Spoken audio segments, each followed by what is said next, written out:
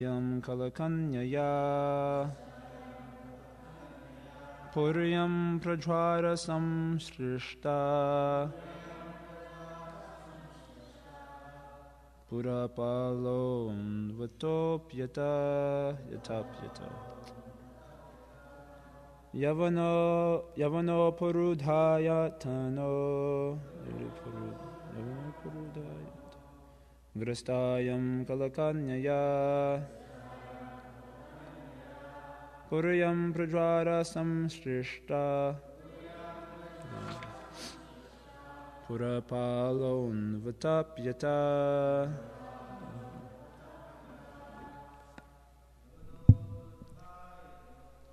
Yavana purudhayatano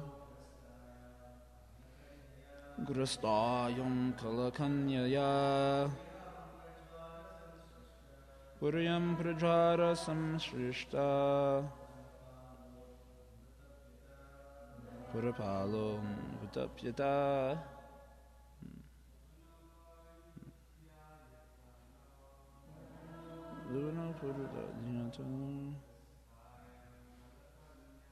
Grastayam kalakanyaya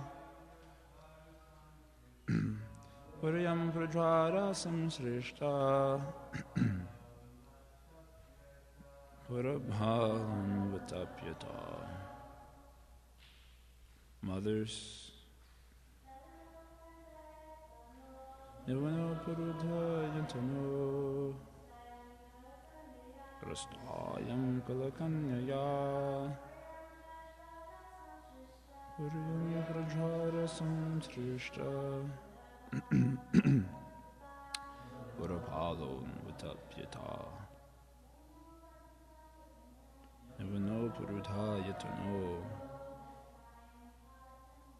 Grastayam kalakanyaya Puryam prajvara samsrishta Purapam vatapyata. Yavana, by the Yavanas, Upurudha, attacked, Ayatana, his abode, Grastayam, when seized, Kalakanyaya, by the daughter of time, Puryam, the city, Prajvara samsrishtaha, being approached by Prajvara,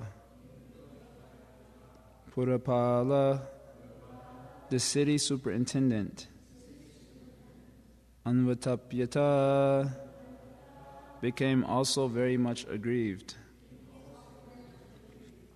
Translation and purport by Srila Prabhupada Ki Jai. Translation: the city's superintendent of police, the serpent, saw that the citizens were being attacked by Kalakanya, and he became very aggrieved to see his own residence set ablaze after being attacked by the Yavanas. Purport: the living entity is covered by two different types of bodies, the gross body and the subtle body.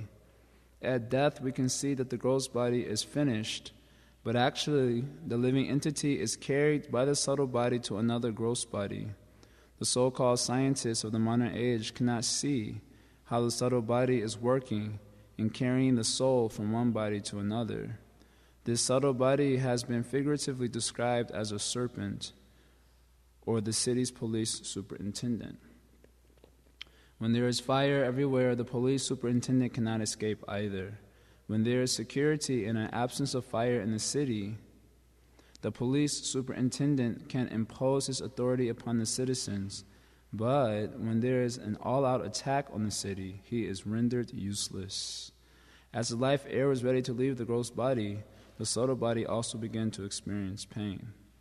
Srila Prabhupada Ki Jai. Om Agyan Smirandasha Gananjana Shalakaya Chakshunum Ditamina Tasmai Shri Guruve Namaha Shri Chaitanya Mano Bhishtam Stapitamina Bhutale Swayam Rupakadamayam Dadati Swapadantikam Vanchakapaturubhyascha Kripa Sindhuverevacha Patitanam Pavanebhyo Vaishnavebhyo Namo Namaha Jaya Shri Krishna Chaitanya Prabhu Nityananda Shri Advaita Gadadhar Shivasari Gaura Bhakta Vrinda.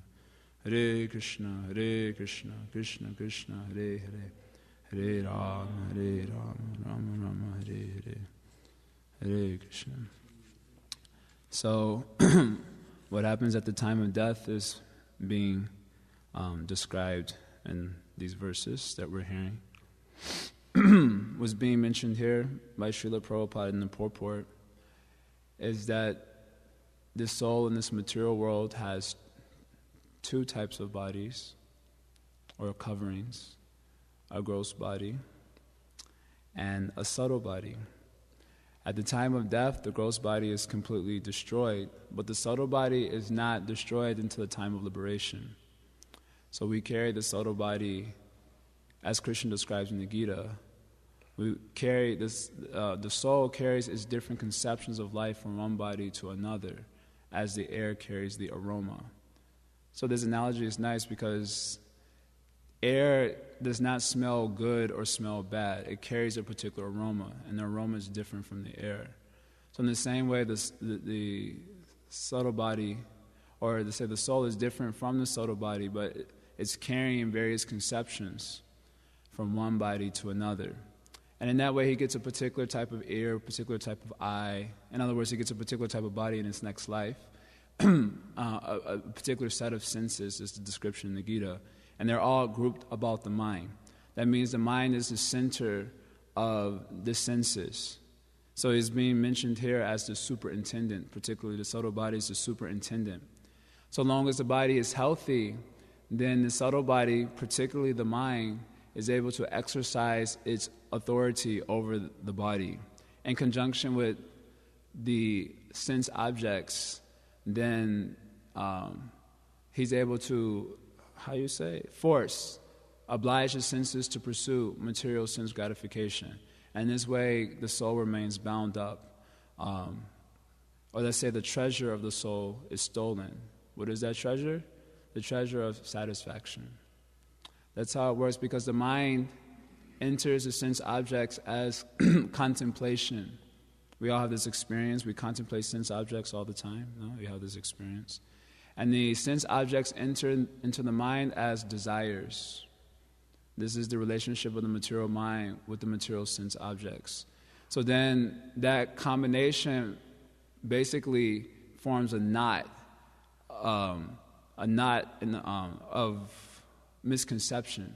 There's a misconception that is already there, given by the modes of material nature, but then by this constant contemplating on the sense objects, and then the sense objects entering the mind in the form of desires, then this knot is made tighter and tighter and tighter. And as a result, the subtle body continues to force these senses to pursue material sense gratification. In this way, what's a good word? Maybe despot is a word that's coming to mind. Despot means like a leader who, an authoritarian, like a Hitler, who forces his rule over person in a very oppressive sort of way. So the mind is like that. The mind is like a Hitler. We all have Hitlers for mind, and it's forcing the citizens. The citizens in this regard, I think, refers to the senses, the abilities. It forces our citizens, in the form of our senses, to pursue degrading sense gratification. And in this way, the treasure of the heart, that treasure being satisfaction, is stolen from the soul. And in this way, life after life, he's being carried in this very depressing situation. So then what's being mentioned here is that when death is striking, especially it's being mentioned here, fever, kalakanya, old age is striking, then the mind, the senses, the citizens become completely incapacitated. They're not able to do anything. And as a result, the Hitler of our mind is not able to force the senses into material sense gratification. And as a result, the word that's being used here is anvatapyata. As a result, the mind becomes very much aggrieved. He laments, "Oh, I'm not able to control the senses anymore. Force them into material sense gratification like that. And he goes on lamenting. Of course, at the time of death, the whole life is like this, actually. From the time old age begins to strike, it is a life of augmented lamentation. The whole material world, we should know, is a life of lamentation, from beginning to end. They say from the womb to the tomb. The whole program is a life of lamentation. And the reason for that being is because we have no power to protect ourselves from threefold miseries. So therefore, sometimes people say, I'll work really hard and become happy. It's a very popular idea. I was working 8 hours in maintaining, but now because the economy is down, I'll work 12 hours to maintain my house and all these things like that. It's a very popular idea that by working hard, I'll become more and more happy. But to be real, if we were really in control of our destiny, who would bring misery to themselves? If we really had the power to control our happiness, then who in their right mind would bring misery to themselves? So this is, of course, most of the jivas were not that thoughtful because we're too busy engaged in sense gratification to think. But if we were actually thoughtful, we would see that we're not able to protect ourselves from the threefold miseries. So from the very beginning, it's a life of lamentation.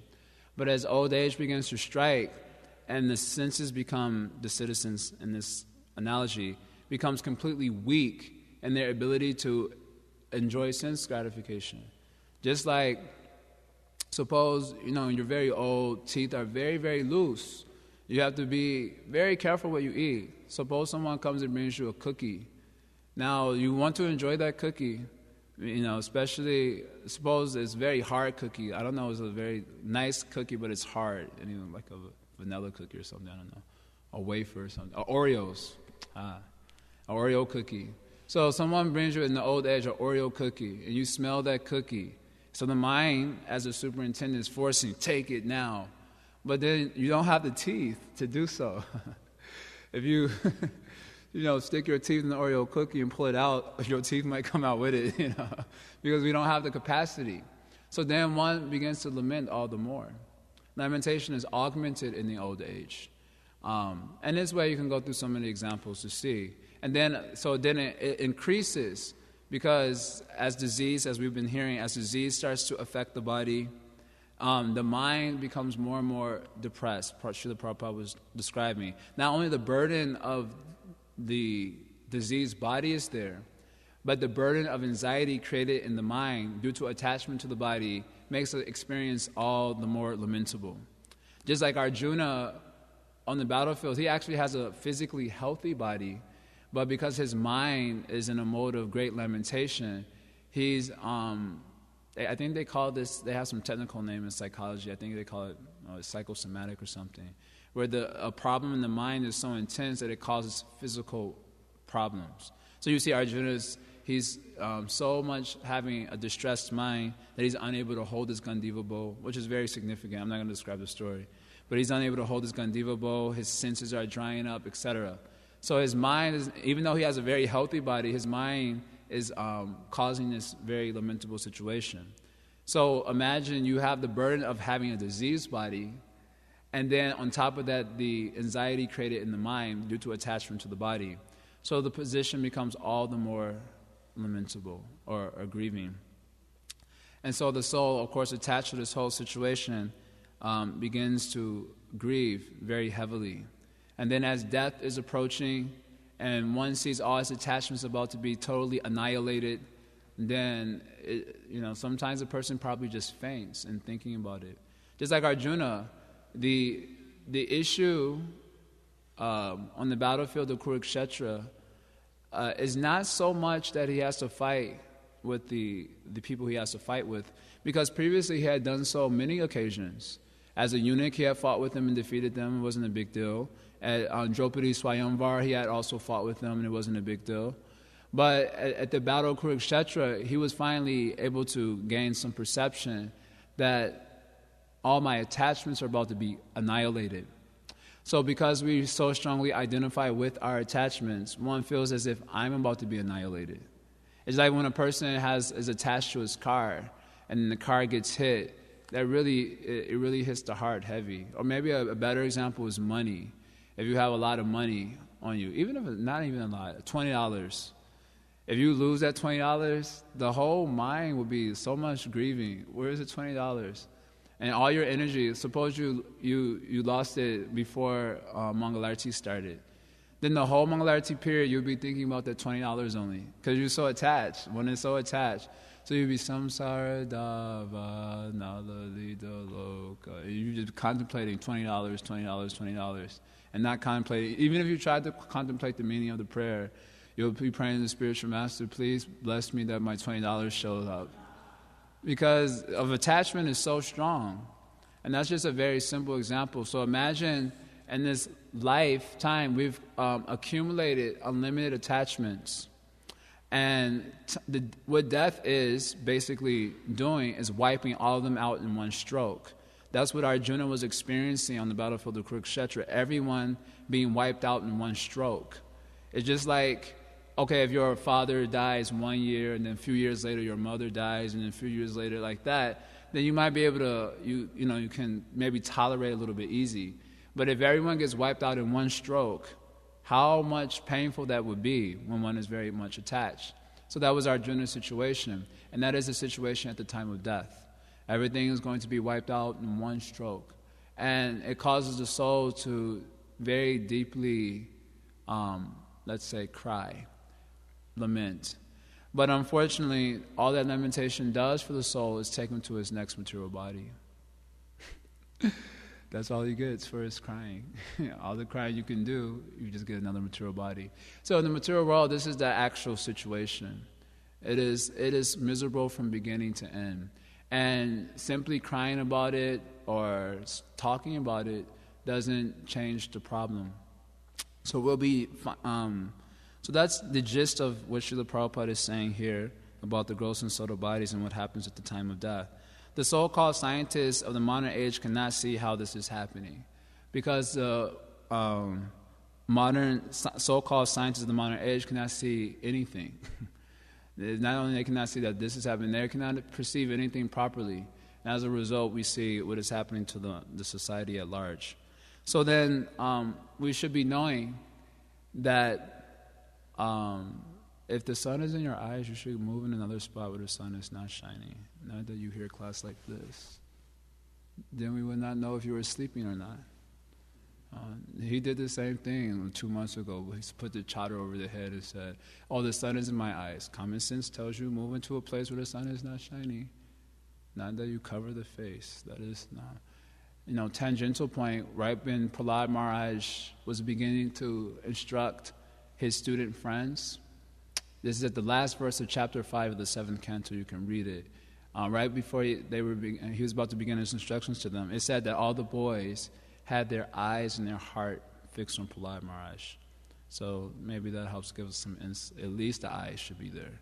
Many times we may struggle with the heart being there because of our conditioned situation, but at least the eyes should be there. The minimum standard, the eyes should be on the speaker and not on the floor or not within, sleeping like that. It should be on the speaker, ideally. So we should be knowing that one of the principles of sadhana bhakti, there are 64 regular principles of sadhana bhakti.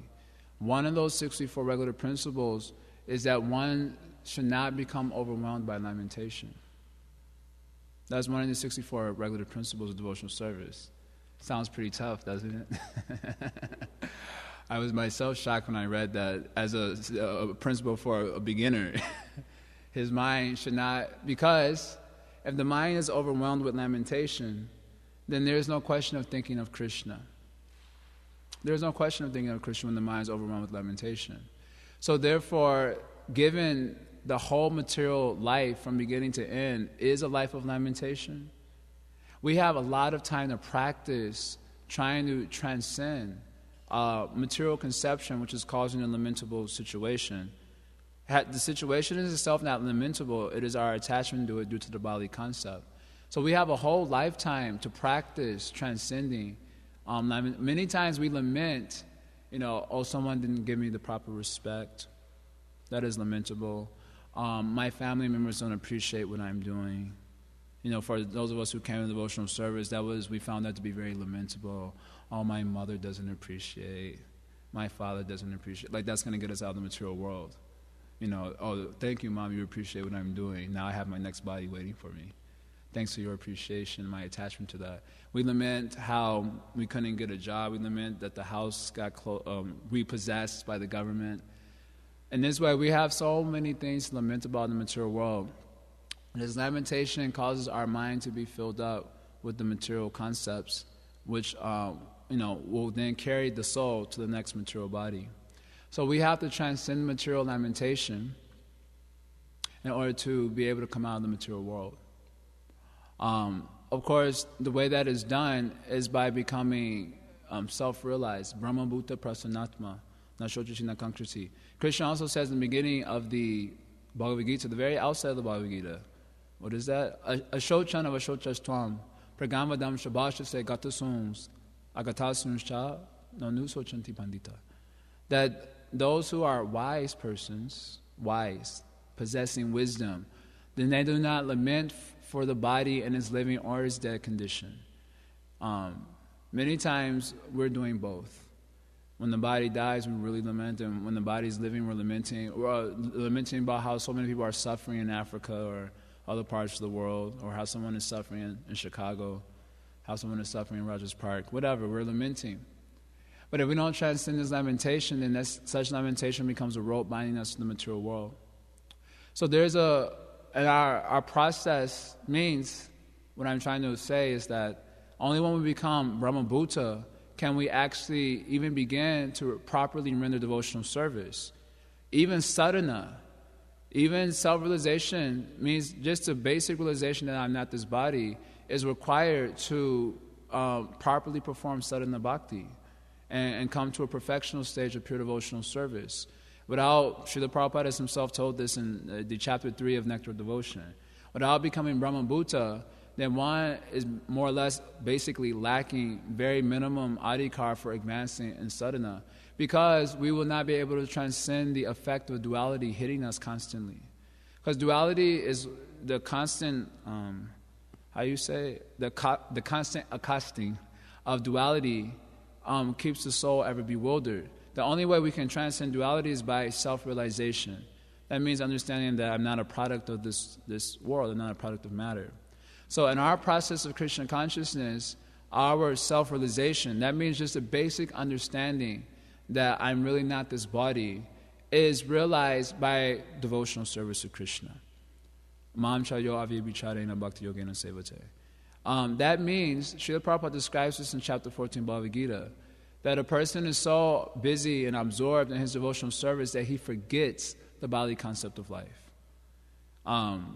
That's how Srila Prabhupada describes it in chapter 14, verses 22 through 25. I believe those series of verses are there like that. That he's so absorbed in relationship to a supremely spiritual entity through connection with the parampara that he does not have time to descend to the bodily concept of life. So our process is devotional service for getting that realization. So an assistant to that realization, to help us overcome the material lamentation, then there is such a thing as spiritual lamentation that is existing even in the stage of sadhana bhakti. And that is described by Chaitanya Mahaprabhu, Durdaivam Indrisami Hajani Nanuragaha. That despite so many benedictions of the holy name of Krishna, Chaito Darpanam, Nam Nam Akari Bahuda, so about 8 or 9 benedictions are mentioned. There are no hard and fast rules for chanting. That's nice. There's possessing all spiritual shaktis. It purifies the heart. It allows one to experience ever-expanding bliss, etc. So many benedictions are there in this chanting of the name of Krishna. But despite knowing all these things, Durdaivam, he's lamenting that I actually have no anuraga. I have no attraction for it. I'm ever negligent and cultivating the happiness, the bliss of chanting Harinam. So then this lamentation is there. All of it is not, the second verse of Sri Shastrakam is not a very high-standing verse. It's a verse that deals with basically anartha vritti. That's how the acharyas describe it. It's the second verse is simply, in other words, what is going to help us overcome our anarthas is when, through the process of hearing and erecting proper spiritual conceptions, we come to the point of genuinely lamenting that we have no taste for the holy name to such a degree that I find time to lament about everything else but the fact that I have no taste for the holy name. And in this way, binding myself more and more to the material world.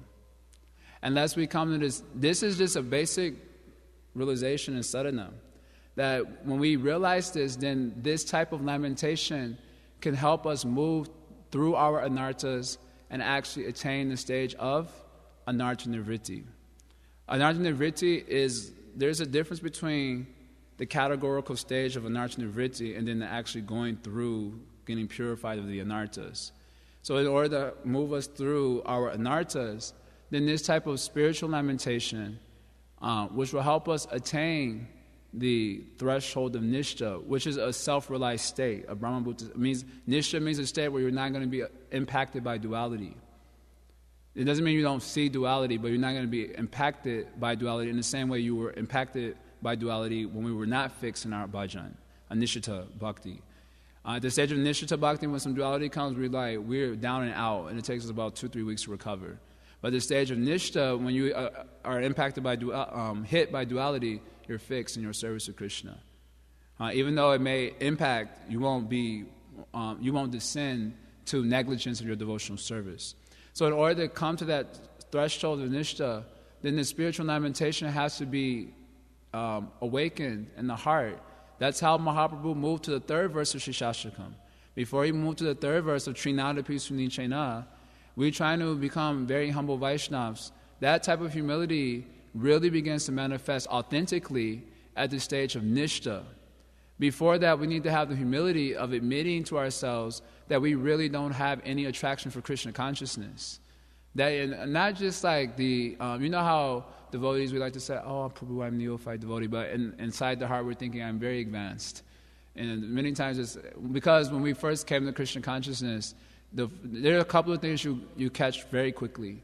The dress and the jargon of the devotees, especially where it's sense gratification. And when you start to live around the devotees, you start to learn words like Prabhu. And then another thing you start to learn is, let me touch your lotus feet.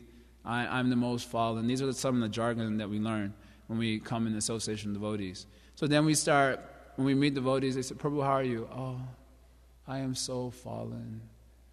I practically don't see how I can be saved, because we see how we read the scriptures or hear about them. Like that. That's all crap. Before we could even really get to that stage, it'll do us very well to just honestly admit that I really have no attraction to Krishna consciousness. I have no taste for the name. I have no taste for hearing the shastras. I have no taste for really associating with the devotees. That is called Durdaivam. And also, a part of that Durdaivam, as mentioned by Bhaktivinoda Thakur, is I do have a lot of taste for fault-finding. I'm very envious. I have a lot of attachment to things which are not related to Krishna, including my attachment to family oftentimes, etc. All these things are mentioned. Then unless we begin to lament that, then we won't be able to actually engender the Trinada Pisu Nichena standard of humility. Try to understand that in the Shishashtakam prayers, the whole process of devotional service is going on by an increase of humility.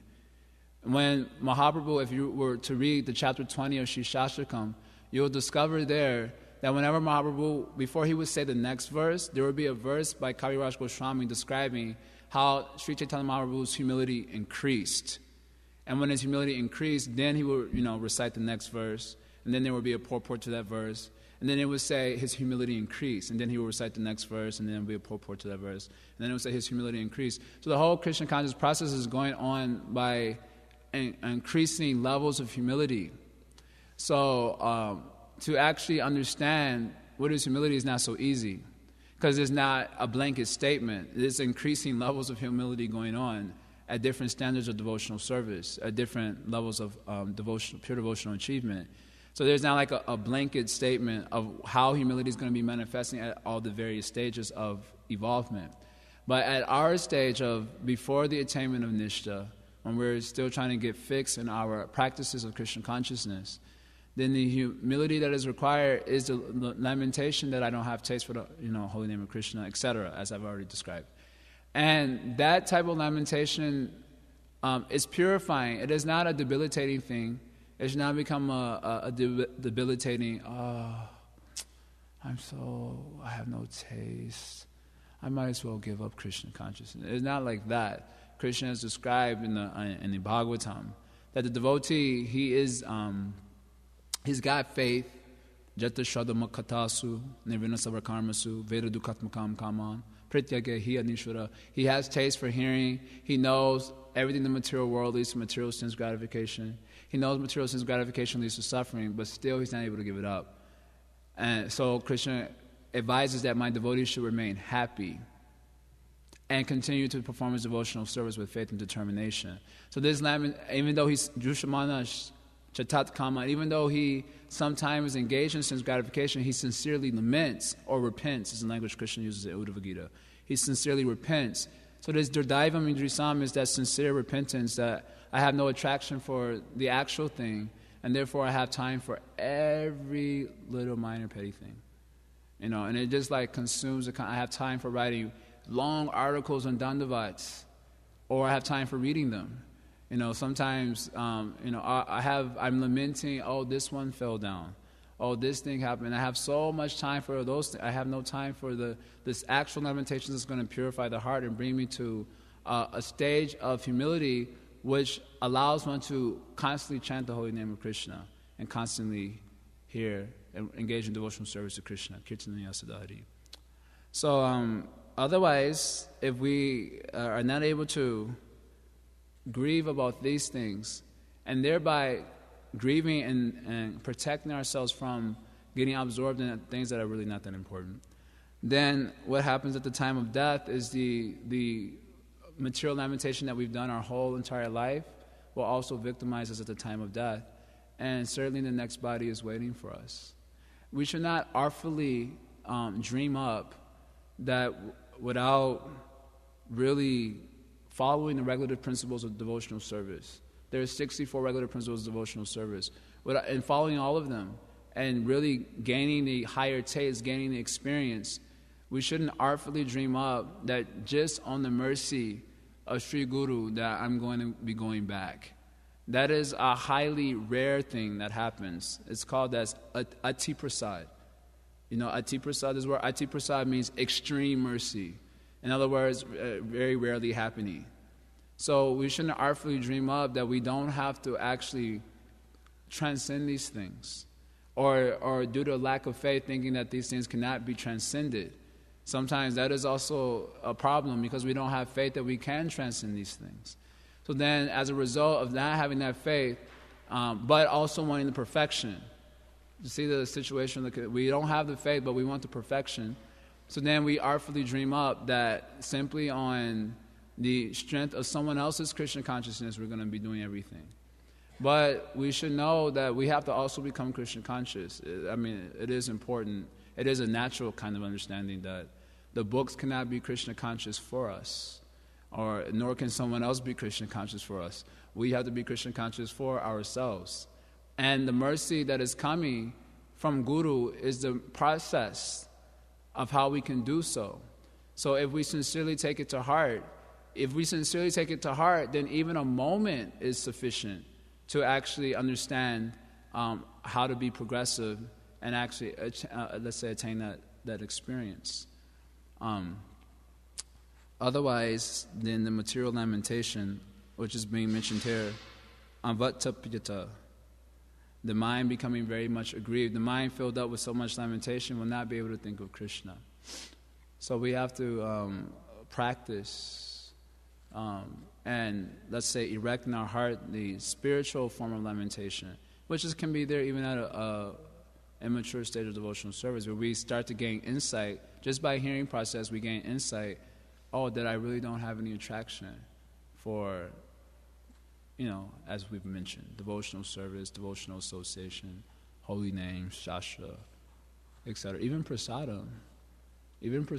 We think we have attraction for prasadam, but then when that bitter melon comes out or something like that, some neem juice. Suppose here's some neem juice, Prabhu Prasad. We'll be just saying that, no, Krishna didn't accept that. He doesn't like neem. We don't even have attraction to the prasad. Mahaprasada govinde, Namo Brahmane Vaishnave. Swapo punyavatam rajan vishwasho naivajayate. We say this prayer every day. How many of us ever contemplate the purport? Vishwasho naivajayate means we have no faith. Without faith, how you will have attraction? If you have no faith in anything, we have to speak of attraction. So what is that we have no faith in? Mahaprasad, Govinda, the deity form of the Lord, Nam, and Brahmanas and Vaishnavas. That's what the prayer, we're meditating on it every day before we honor prasadam. Probably because our meditation is so quick. So then we don't get time to let the gravity of that statement enter inside the heart that we really don't have any attraction. So then that admittance is required for moving forward in devotional service. Otherwise, the material lamentation will certainly overcome one at the time of death, especially mentioned here. And then the only result of such lamentation is another material body. Of course, because we've practiced Krishna consciousness, certainly we'll be able to continue in our next life, but who knows how difficult the conditions may be in the next life. Kali Yuga is, after all, getting uglier and uglier and uglier. And God forbid we take birth in Swargaloka. And then by the time we come back to Earth planet, Lord Chaitanya's movement has already disappeared. That is always, for me, a scarier scenario. Because Srila Prabhupada said many of my disciples will go to Swargaloka. And I was like, man, that's horrible. Then by the time they make it back down to Earth planet, the whole Kali Yuga would have probably passed by. Lord Chaitanya's movement disappeared. So these are some simple thoughts there. Did anyone want to ask anything or comment on anything? Okay, anyone can say anything. Yeah.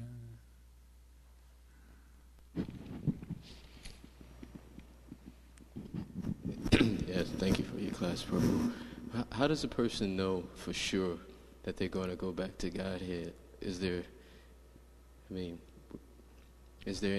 telltale symptoms or that, wow, this person is going back home? You mean, can we tell if someone else is going back home? If we're going to go for ourselves, back home, back to Godhead. I'm definitely going back home, back to Godhead. I don't know about you. How is that going to look or sound? Of course, in the beginning, we have to have that confidence that we're going to be able to attain the spiritual world. That is called ashabandha. The hope. Hope against hope. That even though I'm so fallen, by the mercy of Lord Chaitanya, by the mercy of my Guru, then all things are possible. Srila Prabhupada said, impossible is the word in the Fool's Dictionary. So even the very fact that we can follow four regular principles is itself evidence that the impossible is achievable. To be real. Many of us may have been indulging in all types of abominable activities. And like for me, when I joined Krishna consciousness, I remember thinking, how will I ever give up Buffalo Joe's chicken? And many of you may not be able to relate to that, but some of you know there was a chicken store called Buffalo Joe's. It's still there, the one I used to go to also. And I remember when I first read Prabhupada's books and I was hearing the vegetarian thing, I was like, how would it be possible to give up Buffalo Joe's chicken? This is nice philosophy, but it seems very impossible. And of course, for those who are indulging in other such things like illicit sex, and basically when they read no illicit sex, a very difficult thing. But somehow or other, by the association of Mahaprabhu and the power of the spiritual master and devotional sangha, then that was achievable. So we might be thinking, just as I thought that was completely impossible, but by mercy it was attainable. So also, why should not be possible then for me to go back to the spiritual world? That is the beginning. That faith has to be there. That's called Shraddha. That otherwise, what is the point of the whole affair? Why chant every day if we not think we can get the attainment of our chanting? So it begins with Shraddha. And then as one begins to make more and more spiritual advancement, then Of course, Daryat is a particular very important principle in this regard. Bhaktivinoda Thakur says Daryat means one thinks that I'll go back home back to Godhead this life, next life, or even after 100 lifetimes. But the Lord must give His mercy to me because that is His promise. He says when such a devotee has this type of faith, then that is called Daryat or patience. So then that is the beginning. As one matures, his confidence is born of direct perception of Krishna, whatever that means. I mean, it really means you seeing Krishna at least minimally within the heart. Premanjana charita bhakti vilochanena santa sadaiva hridayeshu vilokayanti yam shama sumnaramachinta guna sarupam. Even at the stage of bhava, it is mentioned, bhakti paresha anubhavo viraktir anyatra chaisha trika ekakala prapadya manasha yatashnatashu tushri pushishurabayo nugasam. Just as when you're eating, you've experienced nourishment, satisfaction, and detachment from the eating also. So also for one who is, prapadya manasha means progressively moving forward in pure devotional practices, then he gains three things: devotion, and then paresha anubhava means direct perception of the absolute truth. As Krishna has also told this in the Gita, pratyaksha savagamam dharmyam, it gives direct perception of the truth, this devotional service, bhakti. Pure devotion gives direct perception of the truth. So one is able to see within their heart the Supreme Lord. So that is already, in one sense, back home, back to God. In one sense, so the confidence is born of direct perception of spiritual reality, which is gained through the sadhana of hearing and chanting about Krishna. But interestingly enough, for those who will be having such pure devotional realization, then we will be noticing in their character a sense of, I'm not going to make it. This Ashabandha is described that basically if Krishna doesn't save me, then I have no taste, there's a verse in the Bhakti Rasamrita Sindhu, I can't think of it right now, the Sanskrit, but basically saying I have no attachment for hearing chanting, I'm not a powerful Vaishnava, I have no strength in mystic yoga practices and all these things. Only thing I have working for me right now is this great hope that you're going to deliver me, and this hope is giving me pain, despite my disqualifications. So, in other words, an advanced devotee is giving it is always Krishna's prerogative, whether or not we're going to be delivered. So as we improve in our devotional mentality, then that becomes less of an important issue in the sense that we are more interested in seeing what will bring happiness to Krishna. So if it will bring happiness to Krishna, that I remain in the material world forever in His services, then that becomes more interesting for us when we're actually developing a devotional attitude than the concern about, am I going to go back home, back to Godhead? So the point I'm saying is that it becomes important for us to move forward in our mentality of service to Krishna. Real service to Krishna does not entail Krishna reciprocating with me in the form of take me back home, back to Godhead. Real service attitude towards Krishna means whatever Krishna wants, even if that means going to hell. So when that devotional mentality is sincerely manifesting in our mind, then we may be having more confidence that, in one sense, we have already attained the spiritual kingdom of God, because the mentality will be indicative of that.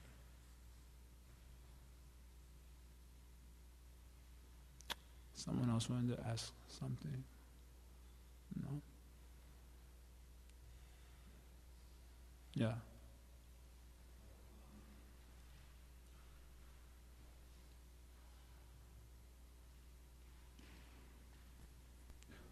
I was just reading the last sentence of the purport, and then couldn't help but look at the next verse for tomorrow, and maybe I shouldn't jump ahead, but it has the serpent, and then it's a little confusing because did you ever hear the serpent snake or the snake bird?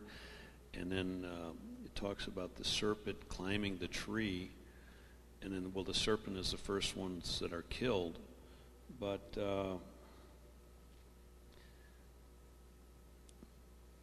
it seems, and then it says here, the serpent has limbs So that must be a different kind of serpent, because I mean, I always thought a serpent is just a vertebrate that somehow or other makes its way through the world, without hands or legs. But you've heard of the snake bird, that's also a little confusing for us 20th century people, But could you, enlighten us on that, Prabhu? I think not. Okay, well. Okay, anything else? Sorry, I Okay. have no comment on that.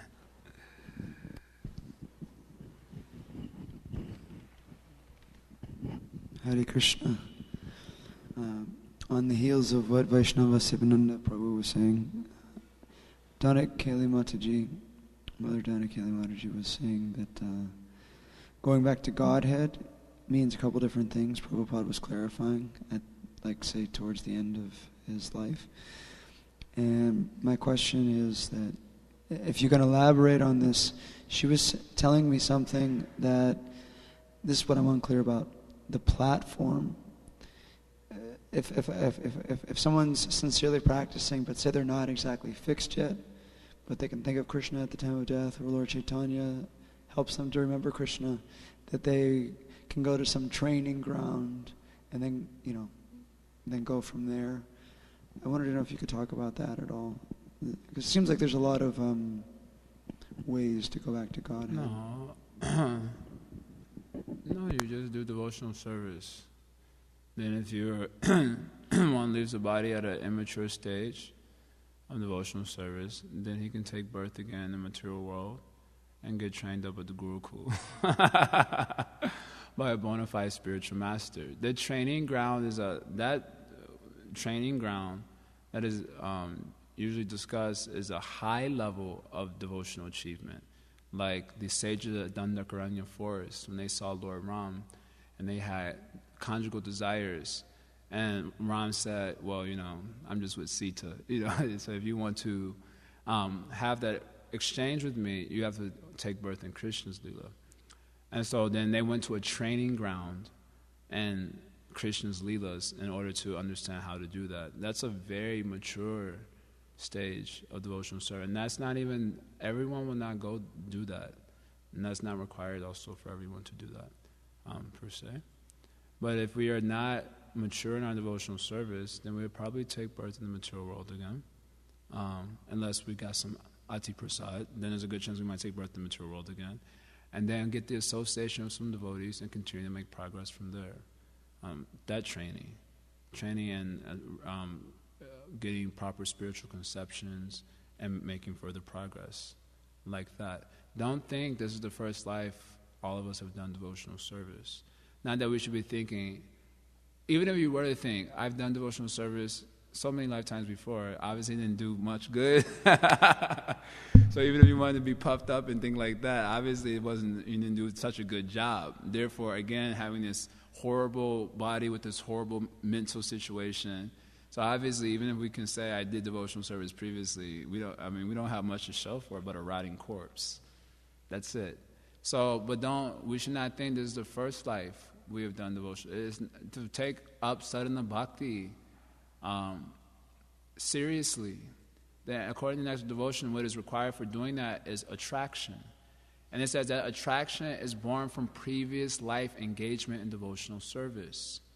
So obviously we've done some devotional service before, but we didn't make it. So this is obviously not Boma Vrindavan training ground for, by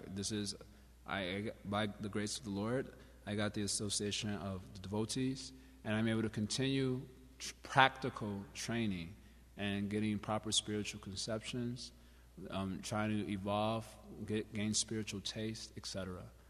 So that should be the basic understanding like that. You mentioned a type of mercy. I don't remember what the word was you just used. It says it's extraordinarily rare, we shouldn't count on it. What about praying for that type of mercy? That is not a pure devotional prayer. That is business relationship with Krishna. That's business relationship. Business as usual, as we've been doing since time immemorial. Our business is to pray for service. Prahlad Maharaj, he prays in his prayers for Lord Nrsingadev that the Lord can never do anything inauspicious for his devotee. He would never do anything inauspicious for his devotee. So he was asking Lord Nrsingadev, why are you tempting me with all this material sense gratification? You're just tempting me, even though I'm already inclined because I'm a demon, so why are you tempting me? And then Prahlad says, actually, you're doing this is actually because you want to see, you wanted me to exhibit the symptoms of a pure devotee in the material world. In other words, you wanted to tempt me with all these things so I could reject them and show what is a real standard of devotional service. So it'll do us well to study these things. Like Mahaprabhu used to hear that Prahlad Maharaj pastime 100 times from Gadadhar Pandit, and then Dhruva pastime 100 times, and then again 100 times Prahlad Maharaj, and then again 100 times Dhruva pastime. Why? So we can gain some insight on what is the real standard. Business will never be very satisfying. Because Krishna is, after all, God. So he's independent. So oftentimes we'll find ourselves very much frustrated because we think that many of us have a karma mimamsa idea of God. This karma mimamsa idea means, like Krishna describes in the 10th canto to his father Nanda Baba, he's making the point that, karma mimamsa, they believe there is no God, it's all karma. But even if there is a God, he's ultimately dependent upon me doing something and then reciprocating with whatever sacrifice I've done. Therefore, God is just like an appendage to my karmic activity. So many of us have this karma mimamsa idea of Krishna also. I've done 1, 2, 3, 4, 5, and therefore Krishna must do like this. Because the demigods are obliged, if we do sacrifice properly, then they are attendants of karma. This is described in the Bhagavatam. They must give. But Krishna is independent. He is God, after all. So if you want to approach God with trying to oblige him to some basically material, sense gratificatory conception, and Krishna will not reciprocate, he may. It's his own desire. But if he doesn't, then what? Then you will stop your devotional service? So then, better we pray properly. We learn from Srila Prabhupada and from the Bhagavatam how to offer our prayers to Krishna. And that prayer, Hare Krishna, is a prayer for service. That's it. So, like that, we have to improve in that understanding. Not in improving the gimme. That will never do. That will never help us. That will make us take another birth. Because we'll be lamenting. Oh, I didn't get that Ati Prasad. And Lord Chaitanya's Leela, so many people, just when seeing Lord Chaitanya, they would get ecstatic love of Godhead. Why doesn't that can't happen to me? We're envious. Mind filled up with envy and all these things. That is not a very good thing. We have to learn how to pray. Is there anyone else who wants to say anything? Acharya Nishtapu. I was just appreciating the point about the misery of old age, something that we may not be thinking about too much, but in some of the discussion we've been having lately, we explained that soul is undergoing so much trauma that one of the most amazing things is that he's not imparting that. He'll rather encourage other living entities in materialistic life. So I was just wondering,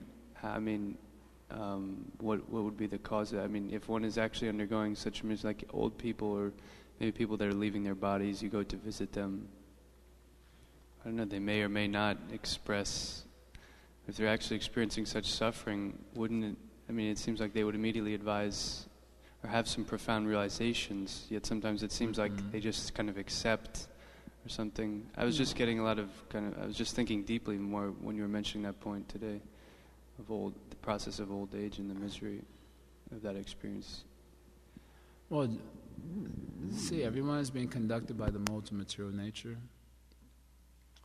That means this is like a puppet, as the picture in Gita demonstrates. So he's not even doing anything; he's just being conducted by the modes of material nature.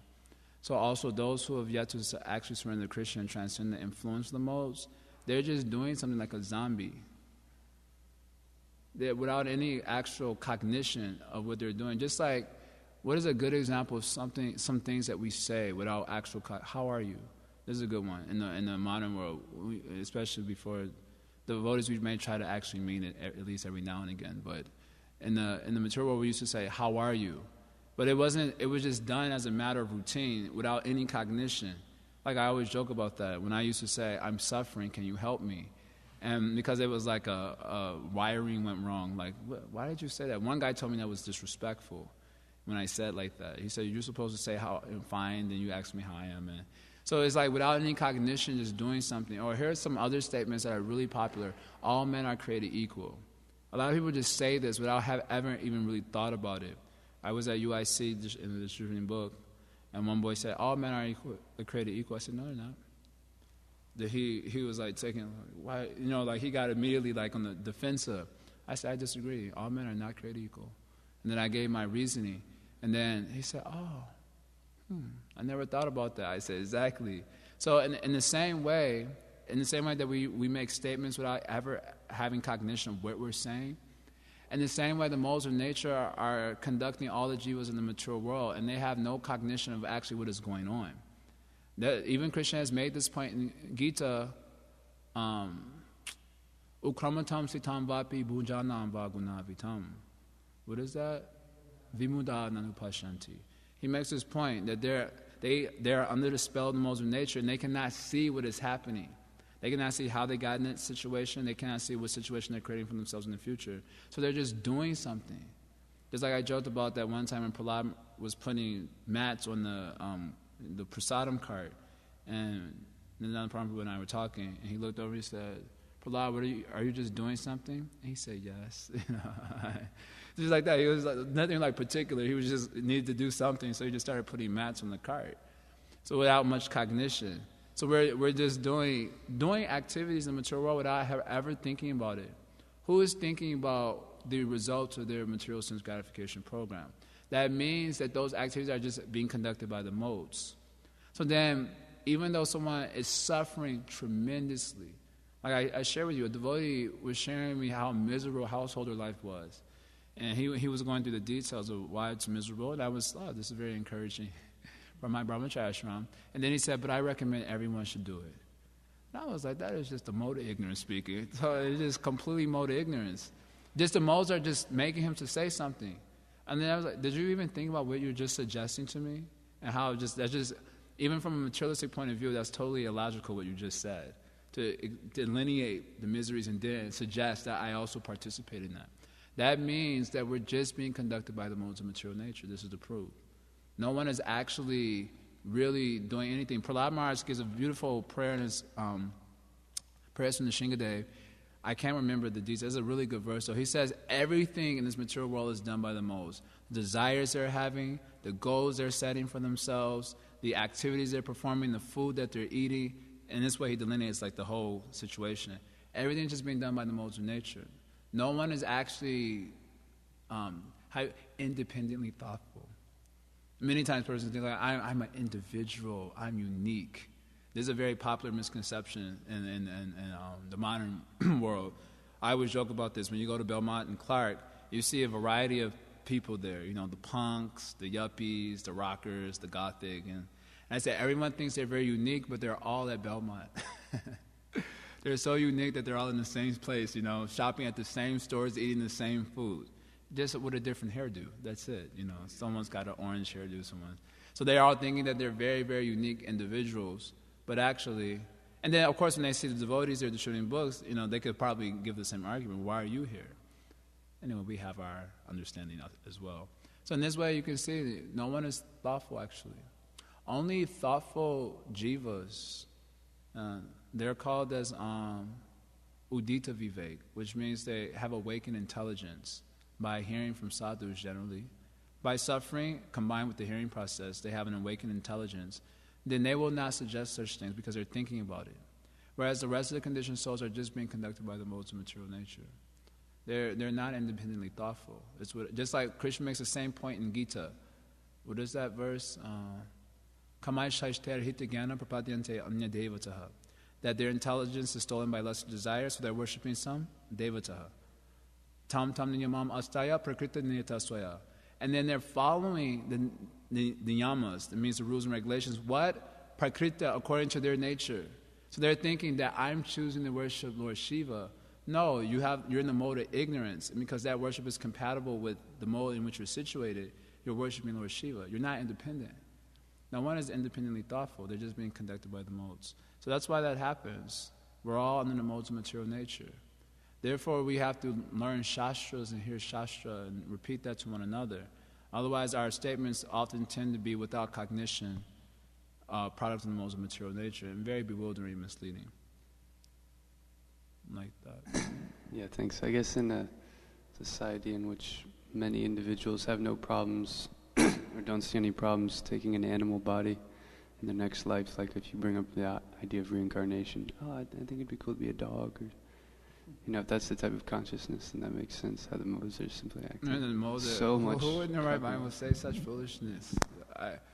They had it on the Hare Krishna Today videos, very old videos, and then at the Festival of India, they were asking different people what they want to be in their next life, if reincarnation is true.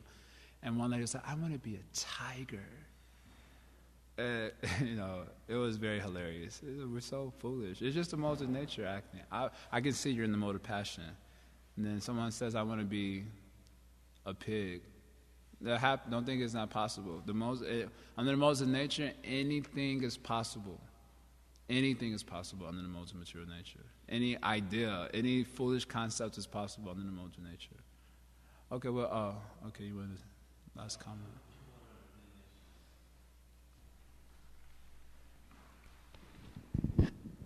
I found a way to get people to think is, sometimes they'll come up to you and they say, how are you? And I say, well, the face is the index of the mind. And that kind of throws them off. And then I'll say something like, well, you'll never know even if I tell you, just to keep them thinking. But Bhakti Siddhanta said that, the face is the index of the mind. Yeah. So, like you say, a lot of glib conversation, it just doesn't mean anything. Srila Prabhupada ki jai.